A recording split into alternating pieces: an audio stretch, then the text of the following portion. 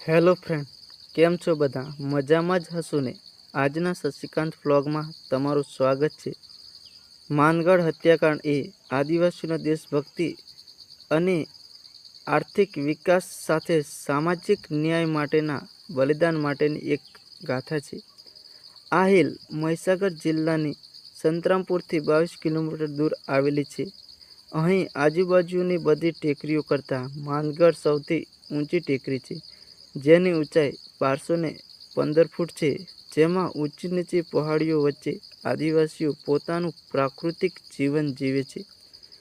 ભીલોના નેતા અને સમાજ સુધારક એવા ગોવિંદ ગુરુના નેતૃત્વમાં ગોવિંદ ગુરુએ ભીલ સમુદાયને જાગૃત અને સમૃદ્ધ કરવા માટે ભગત આંદોલન 1890માં શરૂ કર્યું હતું.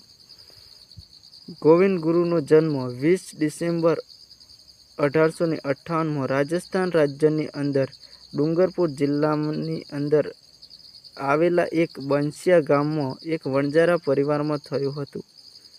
જલિયાવાલા બાગનો હત્યાકાંડ 13 એપ્રિલ 1919માં થયો હતો, જે જલિયાવાલા બાગની આપેલી સૂચિ મુજબ 388 વ્યક્તિઓના મૃત્યુ થયા હતા. એ પહેલા જલિયાવાલા બાગના હત્યાકાંડની અગાઉ 6 વર્ષ પહેલા માનગઢ હત્યાકાંડ 1913માં થયું હતું, જે ગુજરાત અને રાજસ્થાનની સરહદ પર માનગઢ ડુંગર ઉપર થયું હતું, જેમાં 1507 આદિવાસી ભીલો શહીદ થયા હતા અને જેમાં સ્ત્રી અને પુરુષો બંને હતા અને ગોવિંદ ગુરુને પણ આજીવન જેલની સજા કરવામાં આવી હતી.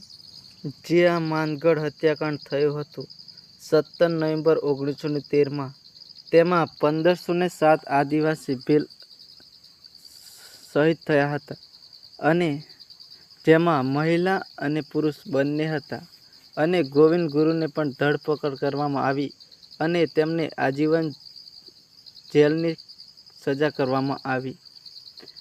અહીંના સ્થાનિક રાજાઓનું માનવું એવું છે કે આ એક ક્રાંતિકારી આંદોલન નહીં, પરંતુ એક ભક્તિ સંમેલન હતું અને અંગ્રેજો અને સ્થાનિક રજવાડાઓ મળીને 17 નવેમ્બર 1913ના રોજ ગોળીબાર કરવામાં આવ્યો.